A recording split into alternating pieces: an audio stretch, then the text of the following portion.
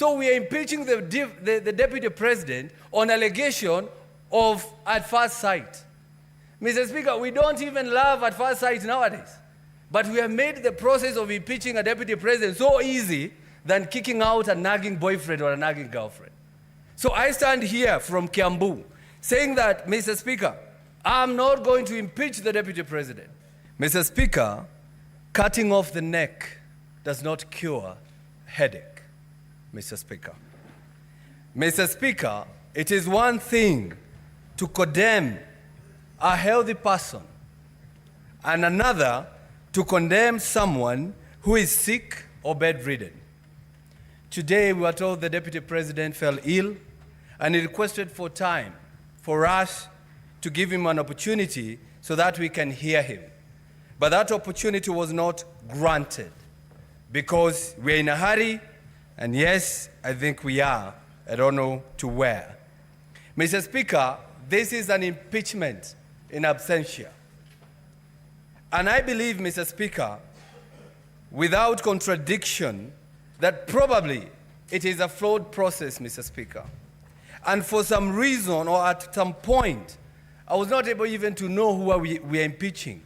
Is it the deputy president or the governor of Siaya, Mr. Speaker?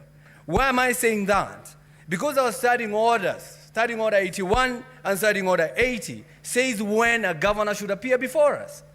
And we saw a governor standing there, Mr. Speaker. So sometimes I was asking myself, maybe the governor impeached himself by just appearing to us, Mr. Speaker. And I want to tell you, Mr. Speaker, when you listen to Mr. Mutuse, the main witness, when we ask him questions, he was saying this is just a prima facie, prima facie, prima facie. I'm not a lawyer. I Googled, and it says, prima facie says on first sight. So we are impeaching the deputy president on allegation of at first sight. Mr. Speaker, we don't even love at first sight nowadays. But we have made the process of impeaching a deputy president so easy than kicking out a nagging boyfriend or a nagging girlfriend. So I stand here from Kiambu saying that, Mr. Speaker, I'm not going to impeach the deputy president because listening to the accusation here, they are not enough. They do not meet the threshold of removing somebody from the office. You ask Mutuse, here you had it. Mr. Mutuse, tell us. He says, I was not in an investigation journey. Mr. Mutuse, I just imagined. Mr. Mutuse, I don't know. Mr. Mutuse, I believe. Mr. Mutuse, Senate, believe me. Even if you don't believe me in one occasion or in one ground, just take one, the one that you love, Mr. Speaker. Mr. Speaker, it's sad that my brother, a person from my area or my region, the deputy president of this country is being impeached.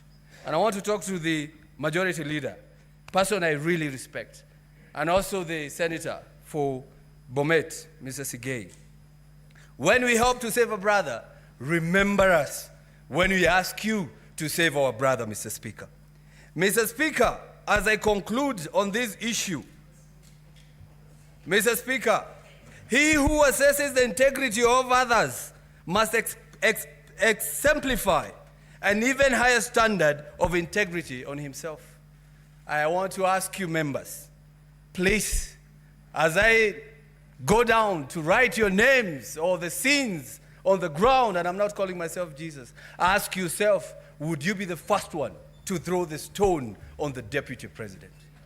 And Mr. Speaker, I am going to leave this by saying I'm going to vote on all 11 counts. No, no, no, no, no. I'm going to vote no. And I'm going to leave you with one quote I've read from a member of parliament from Gatondo North, who has said, Mr. Speaker, and I read, the dog is not sick, it's just afraid, facing its last 2 hours of power forever, Mr. Speaker. Those are the MPs who kicked out the deputy president. They are now calling him a dog. Maybe even this motion, Mr. Speaker, was brought by some people who are suffering from mental issues, Mr. Speaker. I'm going to say that because how do you call a deputy president is a dog and he's not sick and he's only waiting to get out of power for 2 hours? I ask you, brothers, please do not play along the galleries.